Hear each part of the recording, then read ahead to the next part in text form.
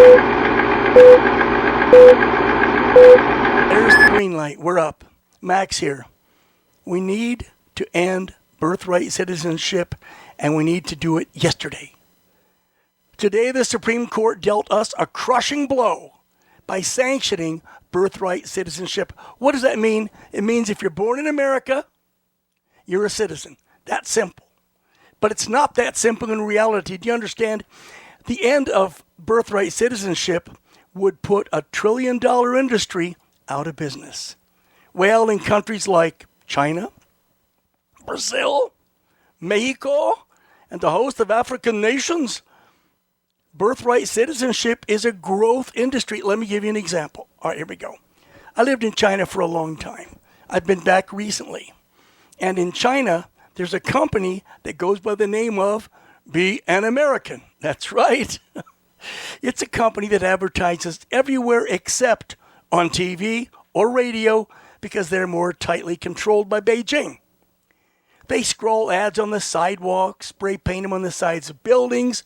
They even post them in little side columns on internet and media things. Well, they extol the American welfare system, whereby the mother of a new American child is entitled to medical, rent, food, education, a host of privileges, because this welfare isn't aimed at her, it's aimed at the baby, who is now an American, who should be deserving of welfare because it's an American, not at the mother, but at the baby. But the two come together. They're a joint deal. They're a package. Of course, mom must have this so she can raise her new American child. And she's going to get a green card in record time. You watch. Most of them never apply for citizenship. They get the green card and they just keep renewing it every 5 or is it 10 years? Every 10 years, here we go. Understand, in China, again, this is with being American, for $50,000 US, a woman in her final trimester comes to the U.S. under a tourist visa, often with a tour group, and she just overstays her visa. Now, before you go saying anything, you'd be surprised how many Chinese people can get together $50,000 for something as important as spending the rest of your life in America. There's a nice hotel. It's right next to a hospital. These women are in their 3rd trimester. They check into the hotel, and they overstay their visa as much as they can. And all of a sudden, oh my God, they're in labor. Well, there's a hospital right next door. She's ready to deliver. And wham, bam, thank you, ma'am.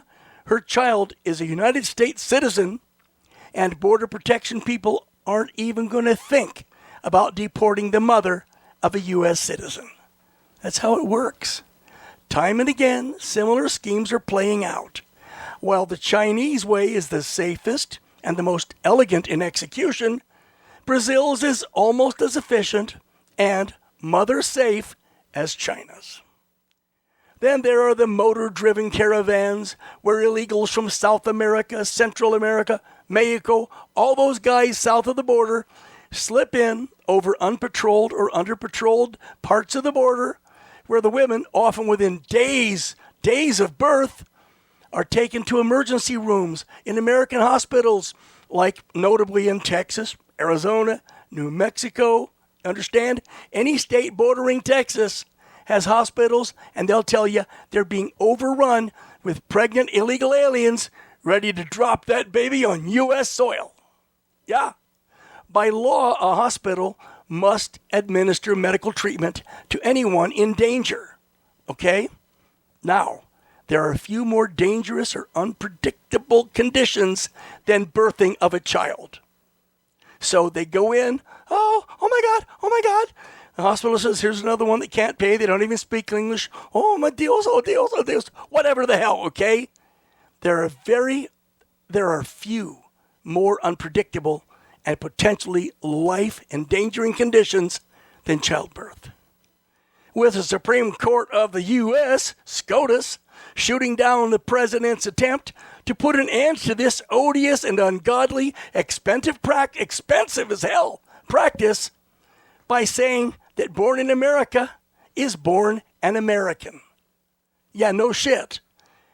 These are illegals, and you can't deport them. These are people who have nearly every right as you or me. Their child has the same rights, with the exception of that newborn baby, that freshly minted American citizen.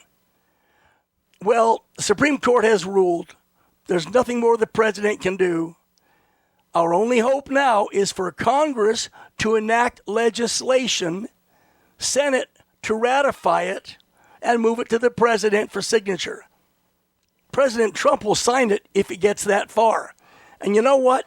It needs to happen.